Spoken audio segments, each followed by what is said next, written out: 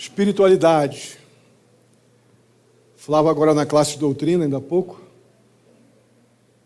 como esse termo está, desculpe a expressão que eu vou usar, como esse termo está esculachado na nossa cultura. Essa expressão, espiritualidade, porque não tem nada de errado nela. O problema é quando eu, como a entrevista que eu vi essa semana com Pedro Bial, com Paulo Coelho, e aquele homem sendo adorado pela sua espiritualidade. E a mesma expressão, sem o menor discernimento, sendo usada para algum pregador do Evangelho, quando tem após ele ter pregado e as pessoas reconhecendo a sua espiritualidade. Então eu creio que a gente com isso pode perceber que tem alguma coisa errada se nós não prestarmos muito atenção e distinguirmos espiritualidade de espiritualidade. Paulo Coelho é um bruxo, não é? Um homem que promove todo tipo de mentiras em nome de Satanás. E pessoas que nós conhecemos, piedosas, que estão nos púlpitos pregando a palavra do Senhor, o Evangelho, estão também pregando e falando no Espírito. E são reconhecidos pela sua espiritualidade. Nem é lógico que existe uma espiritualidade falsa e uma verdadeira.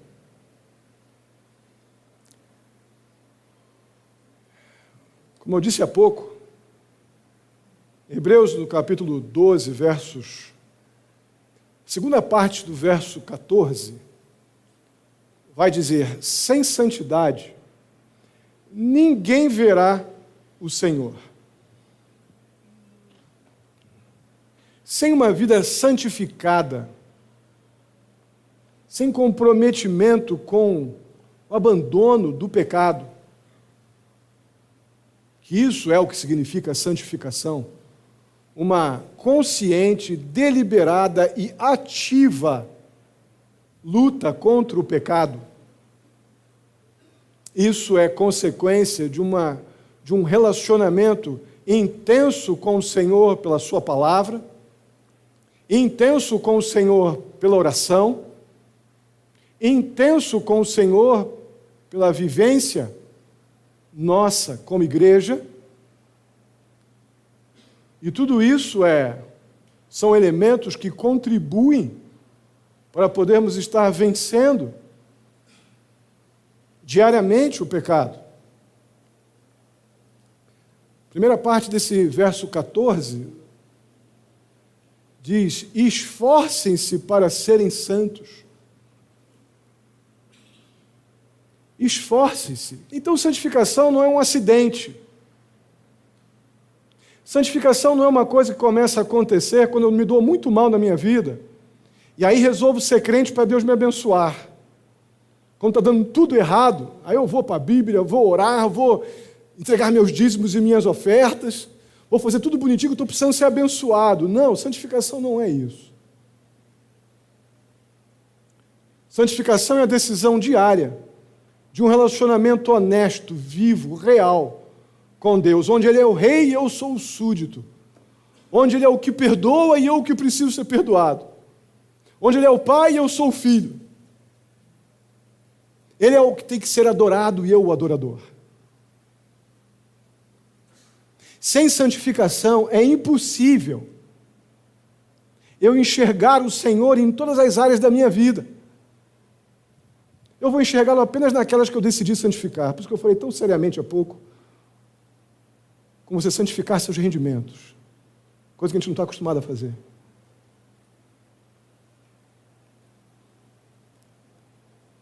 Sem santidade, nós não vamos ver o Senhor.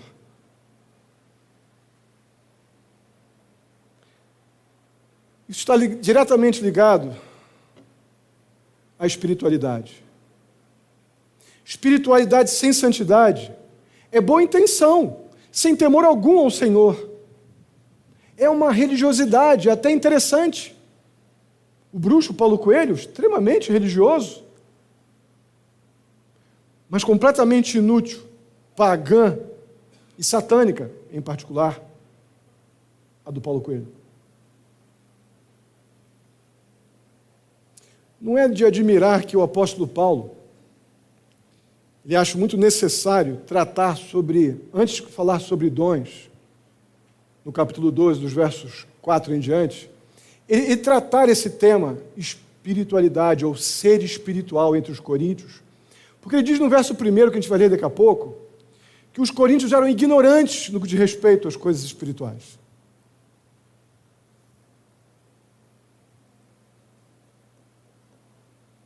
O problema disso é que os coríntios não se achavam, não se viam assim. Pelo contrário, no capítulo 1, verso 7, nós vemos que os coríntios, eles eram uma igreja que possuía todos os dons. O apóstolo Paulo fala isso naquela sequência de elogios do capítulo 1. Eu não creio que o apóstolo Paulo está falando de forma sarcástica, não. É uma afirmação. A igreja de Corinto tinha tudo para ser uma ótima igreja, tudo. Mas aqueles crentes que se veem como espirituais e sábios, vimos esse problema nos capítulos 2, 3 e 4, principalmente o 2 e o 3, ao mesmo tempo que se julgavam tão espirituais e sábios, mesmo que fossem naqueles montes de filosofias que eles gostavam, nesse mesmo momento espiritual, eles desprezavam o apóstolo Paulo, achavam a mensagem que o apóstolo Paulo pregava simplista. O evangelho que Paulo prega é muito simples, diante de toda a cultura deles e a espiritualidade deles. E também largavam o coro nos demais apóstolos. E o que é pior, alguns deles se atreveram a acusar o apóstolo Paulo de não ser espiritual, de não ser um homem espiritual. 2 Coríntios capítulo 10, verso 1 e 2, vai afirmar isso. Quando, na verdade, era o oposto, né? Eles que eram completamente ignorantes sobre o que é ser uma pessoa espiritual. Vamos ler agora 1 Coríntios capítulo 12, versos 1 a 3, depois vamos orar. Diz assim, 1 Coríntios capítulo 12, versos 1 ao 3. Irmãos, quanto aos dons espirituais, não quero que vocês sejam ignorantes. Vocês sabem que quando eram pagãos, de uma forma ou de outra, eram fortemente atraídos e levados para os ídolos mudos.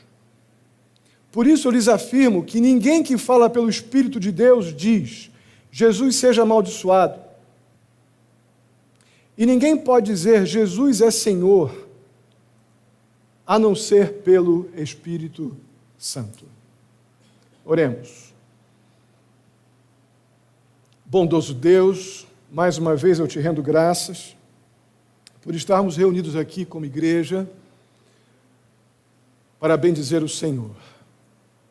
Agora eu peço a Ti, em nome de Jesus, que o Senhor fale conosco pela Tua palavra, que sejamos confrontados, encorajados a um relacionamento verdadeiramente espiritual contigo. Nos ensina, fala conosco mais uma vez, mediante a Tua palavra eu te peço em nome de Jesus. Amém. Você pode estar pensando, o que é que tem a ver espiritualidade ou ser espiritual com dons espirituais, que é a expressão que vemos aqui na primeira linha do versículo 1 do capítulo 12. Eu diria que tudo.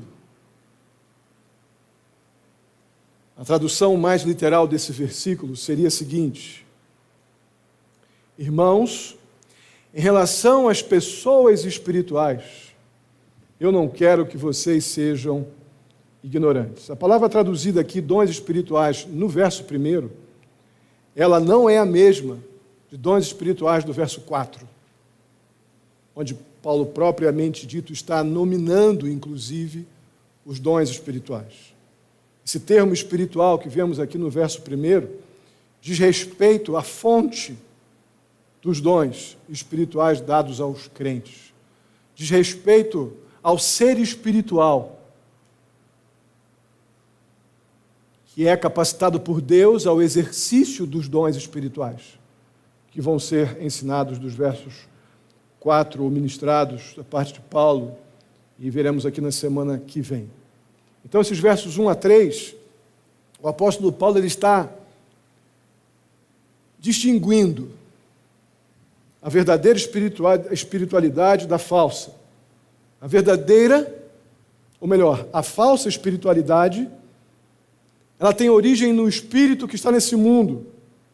A Bíblia nos ensina que Satanás é o príncipe desse mundo. Satanás é um ser espiritual. Então, a falsa espiritualidade está ligada ao espírito deste mundo. Em última análise, ao próprio Satanás.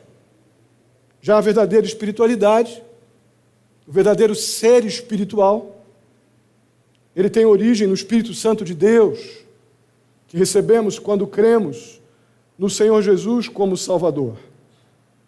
Então, no verso 2, o apóstolo Paulo, ele lembra os crentes, em sua ignorância, já mencionada no verso 1, que se julgam espirituais. Paulo lembra aqueles crentes que antes da conversão, eles já eram espirituais. Mas por meio do Espírito presente nesse mundo. Eles eram espirituais. Todo ser humano é dotado, desde que passa a existir, o ser humano é dotado daquilo que é material e imaterial em sua essência. O material é o corpo, o imaterial é alma e espírito. O ser humano ele é dotado dessas qualidades ou características. O seu espírito tem comunhão com o espírito desse mundo ou se relaciona com o espírito de Deus. Então, goste o homem ou não, estamos sempre debaixo de uma influência espiritual ou guiados por alguma influência espiritual.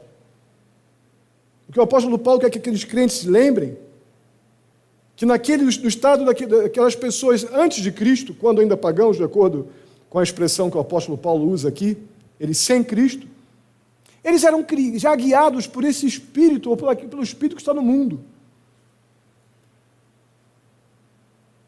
Através desse espírito do mundo, esse espírito que é proveniente do inimigo de nossas almas. Esse espírito que está no mundo, ele guia o homem naturalmente para a adoração de ídolos mudos e sem vida. É o que é dito no verso 2. Irmãos, isso não deveria, acredito que não seja, surpresa para a maioria de nós. Os profetas do Antigo Testamento, eles dão muita ênfase a esses ídolos que Israel tanto paquerava e algumas vezes se envolvia, ídolos das nações pagãs, por falta de santificação, abriam mão do temor que era devido unicamente ao Senhor, movidos pelo espírito deste mundo, eram atraídos a ídolos mudos e sem vida. Só para nós lembrarmos, tem muitos textos, eu mencionei apenas alguns. Salmo 115, versos 1 a 8, está no slide. A letra não é das maiores para poder caber aqui no slide, mas se você não conseguir acompanhar aqui, acompanhe na sua Bíblia. O texto diz assim, apenas para nós lembrarmos o quanto o Antigo Testamento, os profetas do Antigo Testamento, mencionam essa realidade de ídolos mudos, que estão presentes no mundo, que são os demônios, que a Bíblia também menciona tão francamente. Efésios capítulo 6. Não a nós, Senhor, nenhuma glória para nós, mas sim ao teu nome, por teu amor e por tua fidelidade. Porque pergunto às nações, onde está o Deus deles? O nosso Deus está nos céus e pode fazer tudo o que lhe agrada. Os ídolos deles, de prata, de ouro, feitos por mãos humanas, têm boca, mas não falam. Têm olhos, mas não podem ver. Têm ouvidos, mas não podem ouvir. Nariz, mas não podem sentir cheiro. Têm mãos, mas nada podem apalpar. Pés, mas não podem andar. E não emitem som algum com sua garganta. Tornem-se como eles aqueles que os fazem e todos os que nele ou neles confiam. Percebam que aqui nós já vemos o salmista quase que desdobrando já o assunto em suas consequências. De deuses mudos, sem vida e inúteis, mas que o espírito desse mundo nos leva muito facilmente quando a nossa lealdade é dividida, quando o nosso temor ao Senhor ele é oportunista, quando a nossa santidade ela é geograficamente, dentro da nossa história, oportunista.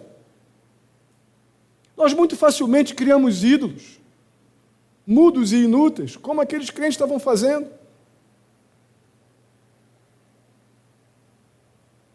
E aqui não são os que estão na parede, não, e nem em algum altar, não, são todos dentro de casa. Nossas paixões e interesses que nos roubam o tempo, a adoração, o culto que é devido ao Senhor.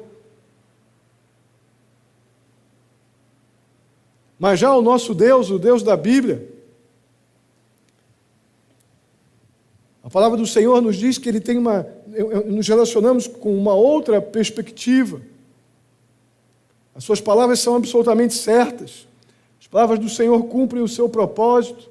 Isaías 55, 10 e 11, um Deus que fala. Assim como a chuva e a neve descem do céu e não voltam para eles sem regarem a terra e fazerem-na brotar e florescer, para ela produzir semente para o semeador e pão para o que come, assim também ocorre com a palavra que sai da minha boca. Ela não voltará para mim vazia, mas fará o que desejo e atingirá os propósitos para o qual o enviei. O nosso Deus fala, e fala com propósitos. Ele não somente não está mudo, como está vivo. Amém?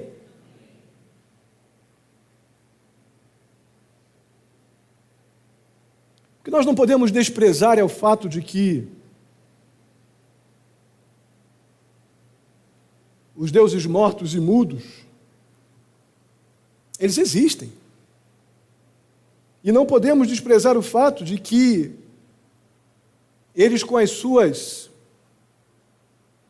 debaixo desse governo espiritual deste mundo, levam muitas pessoas, sem palavras, a um relacionamento falso, a uma religiosidade falsa, a uma espiritualidade falsa. O salmo é muito grande. Eu separei, que você leia depois em casa, os versos 37 em diante. Mas olha o que o salmista fala sobre esses deuses deste mundo.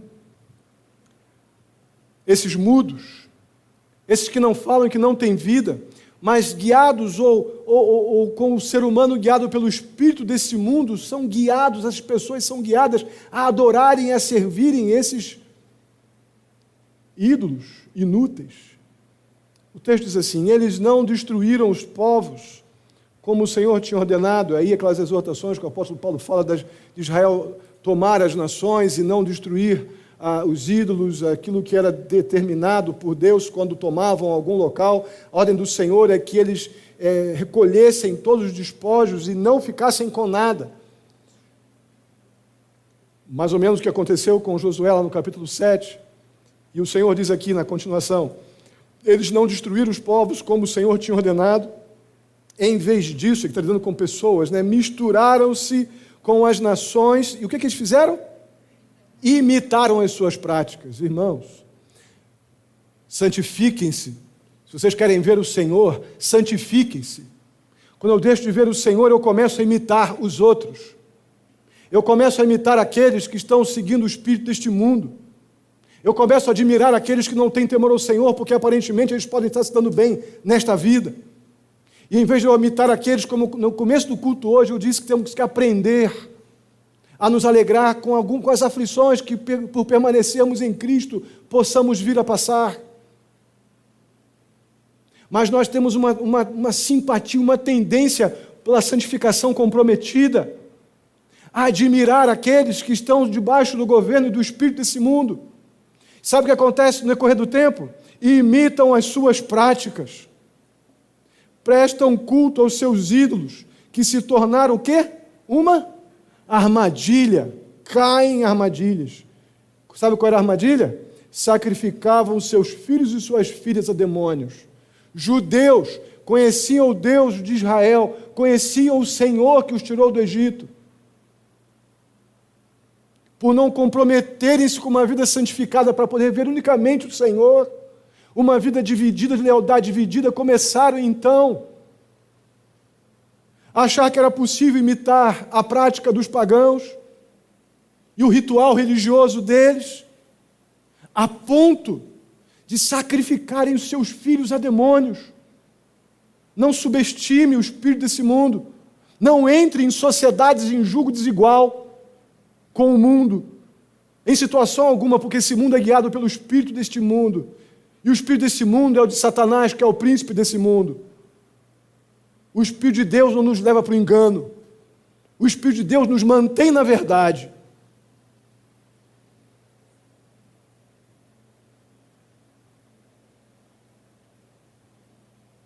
Esse espírito desse mundo,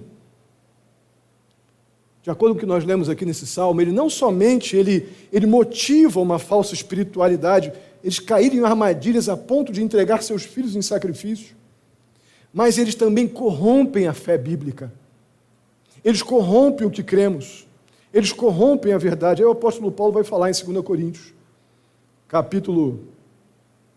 Aí não é 12, não, é 11.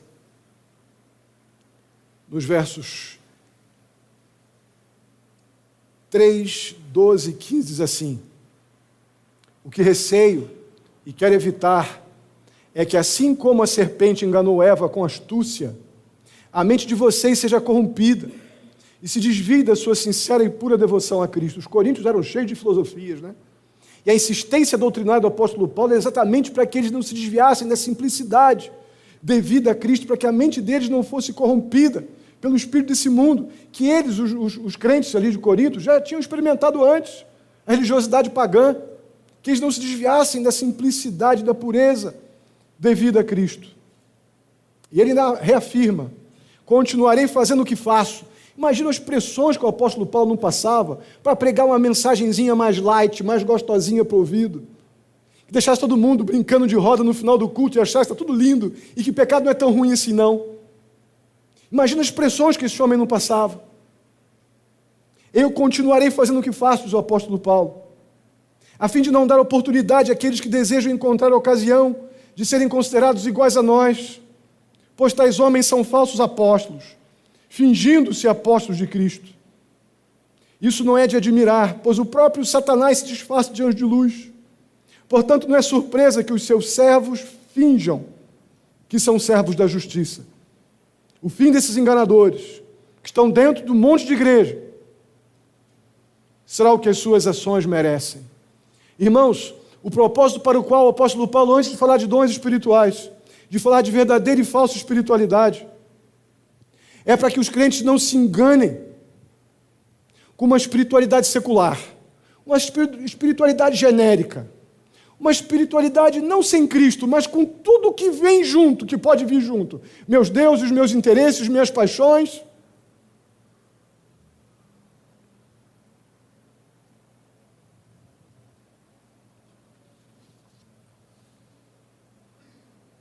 Eu acredito que a exortação do verso 2 indica para nós que aqueles crentes de Corinto, que no seu passado, como pagãos, foram usados em sua espiritualidade por espíritos enganosos, por espírito desse mundo, espírito de demônios, por causa de uma santificação comprometida, uma vida relaxada com Deus, uma vida negligente,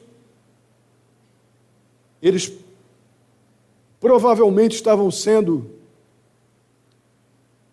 ou totalmente suscetíveis à mesma influência, mesmo como crentes, do espírito do mundo, mesmo dentro da igreja. E o apóstolo Paulo tinha muitos motivos para fazer essa afirmação. Alguns membros da igreja de Corinto, eles estavam sim imitando práticas absurdas dos credos pagãos, de onde eles vieram antes, dentro da igreja, aquilo que eles cultivavam no passado. Aí o pastor John MacArthur faz uma pequena exposição histórica muito interessante. Eles estavam buscando um estado de êxtase, como um clímax para a sua experiência mística. Eles acreditavam que tinha uma suposta interação sobrenatural com uma divindade. Isso era induzido por cantorias frenéticas e cerimônias hipnóticas. Em alguns momentos, tal êxtase envolvia embriaguez e orgias sexuais, como isso era comum nas realidades de Corinto. Você deve lembrar do capítulo 2 da primeira carta de Corinto, quando falamos que alguns dentre a igreja, em sua santidade, iam para as casas de prostituição religiosas, para ali então satisfazer suas necessidades religiosas, mas mantinham-se num tipo de celibato asceta. Falamos isso lá no capítulo 2 e 3. Mas nessas condições, eles afirmavam estar profetizando e ensinando no Espírito, dentro da igreja, enquanto blasfemavam diabolicamente o nome do Senhor, a quem deveriam estar adorando. Irmãos, isso estava acontecendo dentro da igreja de Corinto. Quando o apóstolo, antes de começar a falar sobre dons, o apóstolo diz: deixa eu lembrar vocês o que é ser espiritual. Eu quero, com dor no meu coração, confesso que isso não me traz nenhum tipo de alegria, e nem quero que você fique gastando tempo seu, no seu tempo que você tenha com o seu computador e no seu tempo de estudo aí, ou mesmo lazer, vendo o que não edifica. Mas isso que eu acabei de mencionar aqui, apresentado historicamente pelo pastor John MacArthur, esses dados aqui, eu quero que você veja um pouquinho do que deveria estar acontecendo dentro da igreja de Corinto, ainda que seja bem menos de muita coisa que eu já vi. Mas vejam aqui o vídeo e vocês vão ter um pouco do que estava acontecendo na igreja de Corinto. Veja se não é para Paulo entender que eles estavam contra as coisas espirituais, eles eram ignorantes.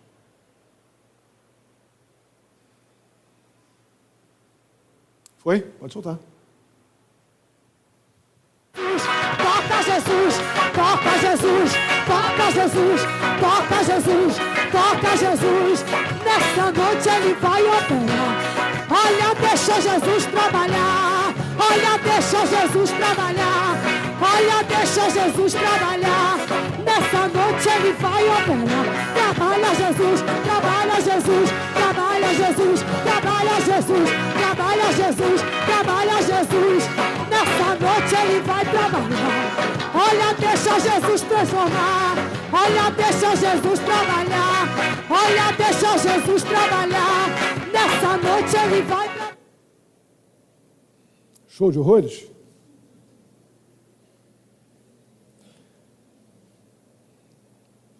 Eu não sei se isso é dramático, se isso é hilário, se é para a gente cair de joelho agora e clamar: Senhor, tem misericórdia de nós. Que me dá uma tristeza ver um negócio desse. Esse aqui é o mais light que eu encontrei. Isso é um drama. E sabe o que é pior? Uma Assembleia de Deus, povo querido, que tem gente muito piedosa que eu conheço, crentes fiéis, piedosos.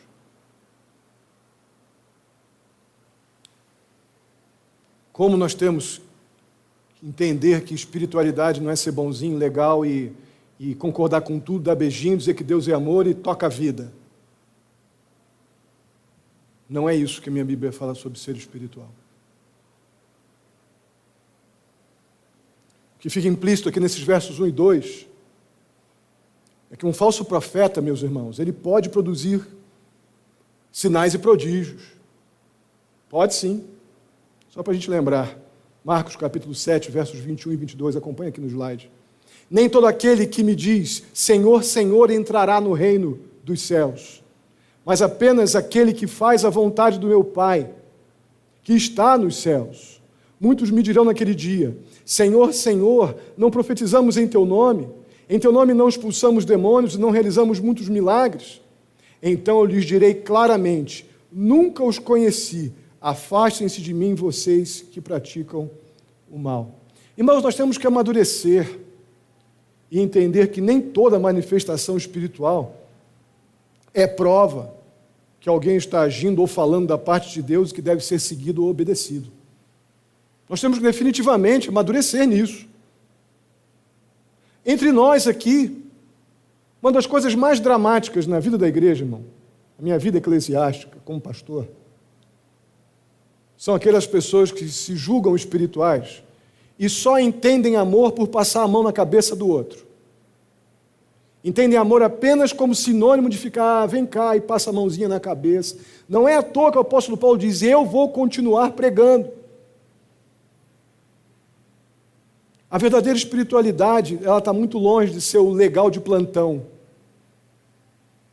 Muito longe disso. Isso está muito ligado ao que eu disse mais cedo, na escola dominical e depois disse no começo do culto. Quando saímos de casa para vir para cá para ser servidos, e não para servir ao Senhor com a nossa vida, nós estamos potencialmente capazes de estar entre o grupo dos amorosos de plantão, vim procurando motivo para justificar seu próprio pecado. Quando eu não entendo que eu me ajunto aqui para adorar o meu Senhor e Salvador. E se Ele quiser me abençoar, é por causa da sua graça. Aí o pastor, quando fala alguma coisa que você não gosta, vamos perseguir o pastor. Sabe por causa de quê?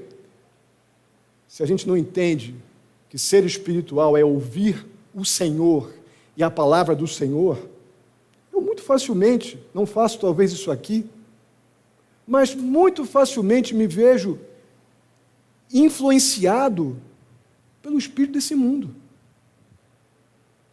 O espírito desse mundo não quer preservar a igreja de Cristo. O espírito desse mundo quer dividir a igreja de Cristo. O espírito desse mundo quer destruir a igreja de Cristo. Porque o espírito desse mundo vem de Satanás. E quando eu venho para a igreja como se fosse um caixa BDN, banco dia e noite, eu estou vindo pelos motivos errados. Quando eu ouço alguma coisa que eu não gosto, a minha espiritualidade foi afetada. Aí eu, na minha espiritualidade, quero que todo mundo morra, principalmente o pastor. Percebe como isso é sério e sutil? Muito mais sutil do que isso aqui. Isso aqui é um escândalo. Mas a coisa é muito mais sutil. Muito mais sutil.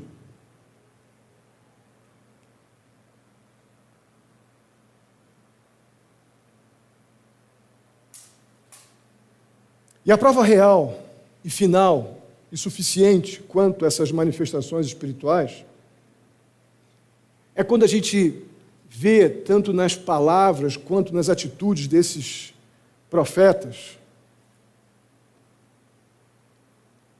essas pessoas levam ou não com aquilo que eles falam, esses profetas do espírito deste mundo, que vão com todo um pano de fundo evangelicalizado, que nos engana muitos, que estão com a sua santificação comprometida. Mas nós precisamos observar se essas pessoas, no seu discurso, se submetem à autoridade de Cristo, se obedecem à palavra de Deus. Esse é o grande teste. Daí os critérios do verso 3. Pois isso lhes afirmo, que ninguém que fala pelo Espírito de Deus diz, Jesus seja amaldiçoado. E ninguém pode dizer, Jesus é Senhor, a não ser pelo Espírito Santo. É por isso que o apóstolo Paulo coloca os critérios, para eu poder discernir entre o Espírito deste mundo e o Espírito realmente que vem de Deus. Se quem está falando confessa e pratica que o Senhor Jesus é a autoridade total e absoluta sobre a minha vida e sobre a nossa vida, isso vem de Deus, sim, vem do Espírito Santo de Deus. Sabe por quê? Porque o diabo não confessa isso, não confessa o senhorio de Cristo. O diabo não confessa que Jesus é Senhor, porque a última coisa que ele quer lembrar é que Jesus, o Filho de Deus, é Deus e venceu a morte, ressuscitou, e na sua ressurreição sentenciou definitivamente Satanás à eternidade no inferno. O Espírito de Deus, ele sempre leva as pessoas para a obediência a Cristo Jesus. O Espírito de Deus sempre nos conduz ao senhorio de Cristo. Por outro lado, uma pessoa que fala sobre o domínio ou o controle do espírito desse mundo, que está controlado sim por Satanás, é completamente incapaz de dizer que Jesus é Senhor.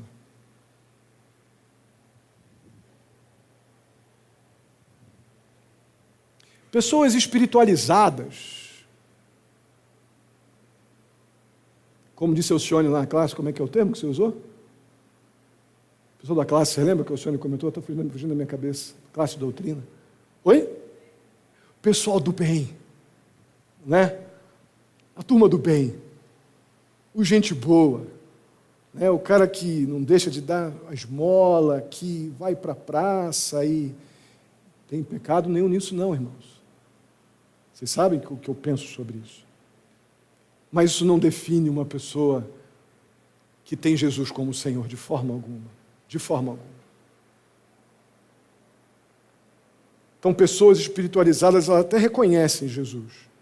Jesus é o Filho de Deus, Jesus é o Santo de Deus. A maioria das pessoas não negam, mas jamais confessam Jesus como seu Senhor.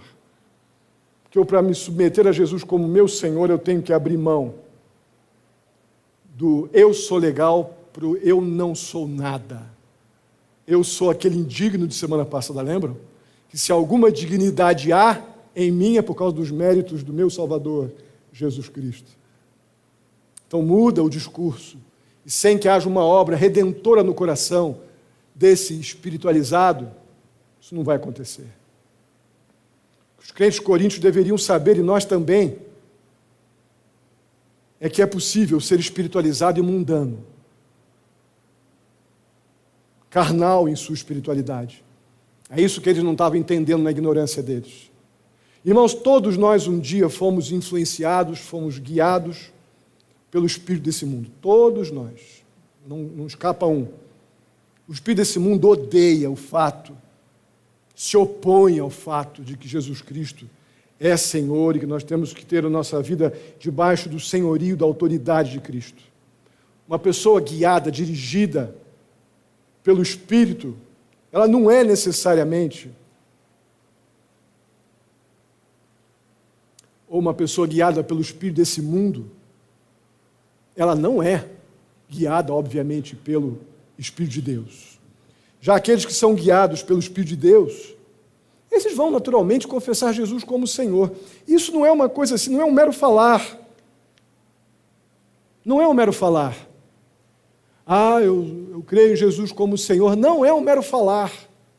Porque o nosso Deus, Ele conhece completamente a nossa mente e o nosso coração. Mas é um falar que resulta a uma profunda intimidade e devoção a Deus. Um relacionamento com Deus que nos livra do caminho do engano. Então, um confessar Jesus como Senhor da minha vida, o senhorio de Cristo, me leva naturalmente a essa santificação que sem ela é impossível ver o Senhor. Então, o senhorio de Cristo é algo prático. Não é palavras jogadas pela nossa boca. Além disso, sabemos que confessar Jesus como Senhor é uma parte essencial da nossa vida cristã, uma parte essencial do Evangelho. Vamos ler juntos. Se você confessar com a sua boca que Jesus é Senhor e crer em seu coração que Deus o ressuscitou dentre os mortos, será salvo, pois com o coração se crê para a justiça, com a boca se confessa. É um fato, isso aqui é uma verdade fundamental da nossa vida cristã. É um confessar que nos leva a este relacionamento prático, que nos livra pelo controle do Espírito de Deus e não pelo Espírito deste mundo, dos enganos e as mazelas enganadoras de Satanás. Mas sem santificação vai ser impossível acontecer isso. Porque eu continuo com a minha lealdade dividida, e ainda que eu diga que Jesus é Senhor, tem outras coisinhas que também são senhores e donos do meu coração. O nome disso é lealdade dividida. O nome disso é santificação corrompida. E não tem como eu vencer os enganos promovidos pelo espírito desse mundo. Ele me convence facilmente. Irmãos, nós estamos sendo lembrados desses dois tipos de espiritualidade, algo que tem me incomodado há muito tempo. Eu fiquei muito feliz quando me deparei com essa oportunidade, porque eu tenho estado muito incomodado com esse termo, que, repito, ele existe, mas ele está tão confuso, ele está tão a diferença entre espírito desse mundo e espírito de Deus, em muitos ambientes que se identificam como um evangélico, está tão confuso, o discurso está tão apenas comprometido com agradar as maiorias, que espiritualidade se tornou sinônimo de ser legal. E ser espiritual na Bíblia significa ser lavado pelo sangue de Jesus Cristo, tendo seus pecados perdoados, uma vida separada por Ele e para Ele, até que Ele venha e nos busque para estar na eternidade, para sempre. Isso é ser espiritual. E não tem nada a ver com o seu legal de plantão. O bonzinho, o legal, o camarada, que acha que todo pecado tem um jeitinho. É bem diferente o que a palavra de Deus nos propõe. Então todos somos espirituais. Crentes ou não crentes. Alguns são espirituais no sentido de que estão tão ativamente envolvidos com o mundo espiritual que eles são guiados muito tranquilamente pelo espírito desse mundo, fazendo coisas bacanas, coisas legais, mas estão inclinados completamente por esse espírito desse mundo a adorar ídolos mudos e sem vida. Sabemos que é assim. Pessoas super jóias que nós conhecemos, mas sem o temor de Cristo e sem o senhorio de Cristo sobre a sua vida, faz aí as suas boas ações, mas guiados pelo espírito desse mundo e adorando deuses mudos e surdos, enganados e enganando. Irmãos, um incrédulo liderado pelo espírito desse mundo pode ser até um ateu. O ateu ele não acredita em nenhum tipo de Deus ou pratica qualquer tipo de credo religioso. Esse é o conceito geral sobre o ateu, né? No entanto, essa pessoa, ele ou ela, o ateu, ele, querendo ou não, essa pessoa é dirigida pelo espírito desse mundo. E sabe o que mais? Goste ele ou não, está sob o controle de Satanás. Porque o espírito desse mundo é Satanás. Dói o ouvido, né? Vocês não estão me acostumados a me ver falando tão claro sobre esse tema. É porque se nós não vigiarmos com a nossa santificação em alguma área corrompida, nós podemos estar aqui ouvindo o espírito do mundo dizendo uma coisa e aqui tentando dar ouvidos ao espírito de Deus, mas com santidade dividida, a gente não vê o Senhor, a gente só vê nossos interesses. A igreja é muito legal se me serve. Se não me servir, não está boa. O pastor é ruim, o diácono é ruim, a mulher do pastor é ruim.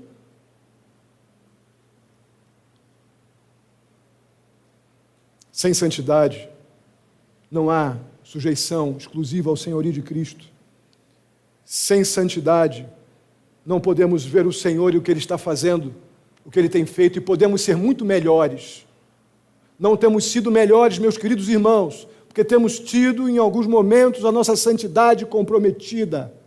Estamos muito preocupados com atender às nossas necessidades, vindo à igreja pelo aquilo que eu posso receber, ou que eu quero receber em vez de vir para cá para aquilo que eu tenho e preciso dar. A lealdade dividida nos faz ver o que nós não precisamos ver e nos tira os olhos daquilo que nós devemos enxergar.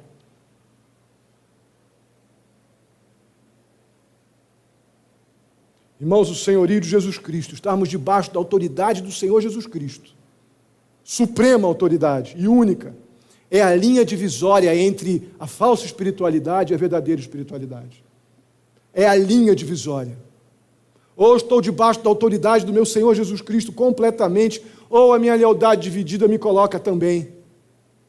E aí o Senhor de Cristo, eu não tenho nada a ver mais com o Senhor de Cristo. Eu sou um espiritual legal, sou um crente legal e vou de acordo com aquilo que favorecer os meus interesses. E tem muita gente boa, querida, envolvida com esse tipo de espiritualidade dividida. Mas não existe uma coluna do meio, ou ela é falsa ou ela é verdadeira. Não importa quão espiritual nós pareçamos para nós mesmos ou para os outros. Não importa se evidências aparentemente milagrosas podemos ver em algum ambiente aqui ou acolá. O que importa é se Jesus é adorado e é servido como Senhor. É isso que nos torna homens e mulheres espirituais, movidos e dirigidos pelo Espírito de Deus que não engana. Vamos ficar de pé. Vamos orar. Irmãos, esse assunto é extremamente sério. E chama a atenção o apóstolo Paulo não começar a falar sobre dons espirituais antes de tratar a ignorância dos coríntios quanto à espiritualidade. Eu creio que eu me coloco dentre os ignorantes de Coríntios. Que pacientemente o nosso Deus vem ao nosso encontro e nos diz, olha, antes de eu tratar sobre as virtudes que eu dou a você para servir na igreja, entenda que é para servir a igreja e não a igreja para te servir. Entenda, se você quer de fato servir ao Senhor, sujeite-se ao senhorio do Senhor Jesus Cristo. Humilhe-se debaixo da poderosa mão do Senhor. Santifique-se agora, para que amanhã o Senhor então te contemple com aquilo que Ele entenda que é necessário para você. Santifique-se se você quer ver o Senhor. Sem santificação ninguém vai ver o Senhor. Espiritualidade dividida é quando o Senhor Jesus Cristo não é o nosso único e supremo Senhor. Eu não nego Jesus, mas também não nego todo tipo de influência. Para agora, em nome de Jesus, confessa isso como pecado e sirva unicamente o Senhor Jesus Cristo. Eu não estou falando para ímpio, não. A maioria que são crentes. A maioria que são crentes. É hora de parar. Se nós quisermos uma vida transformada, uma igreja influente, uma igreja que não tenha picuinhas, que não nos canse com coisas inúteis, mas que a gente possa estar com a nossa cabeça ocupada com a obra e com o serviço do Senhor Jesus Cristo, santifique-se hoje, para que amanhã possamos então desfrutar do muito que o Senhor tem ainda a fazer através de nós. Santifique-se se você quer ver o Senhor. Amém? Oremos. Santo e amado Deus, muitíssimo obrigado. O Senhor é maravilhosamente bom e paciente. Muito obrigado porque somos chamados para perto do Senhor pela Tua palavra. O Senhor não está nos afastando, não. O Senhor está nos abraçando. O Senhor está nos atraindo para junto de Ti mesmo. Quando nos ensina que a verdadeira santificação ela parte de uma vida espiritual completamente sujeita a Jesus Cristo.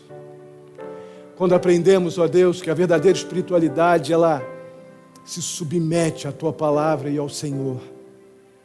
A verdadeira espiritualidade nos leva a Te buscar e não vir à igreja para ser servido. A verdadeira espiritualidade nos livra do engano e da mentira de Satanás.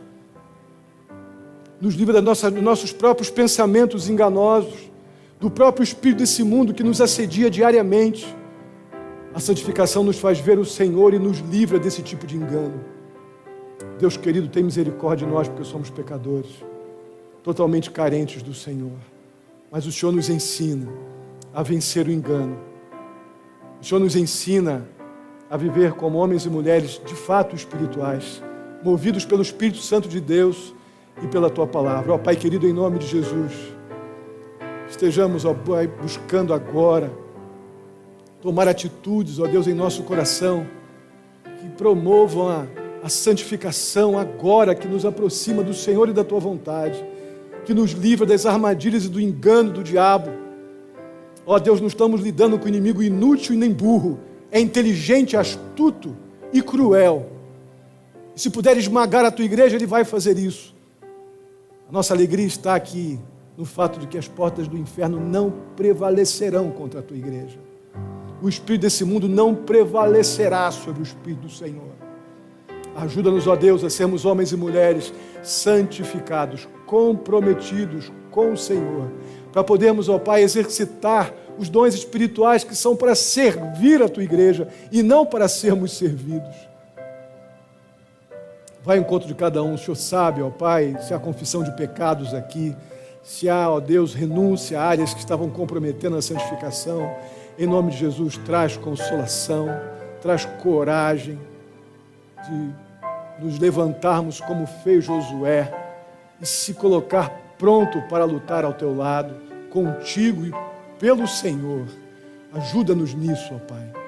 Muito obrigado pela Tua palavra, leva-nos em paz. para os nossos lares, Pai querido. Dá-nos uma semana guardada, dirigida, guiada pelo Senhor.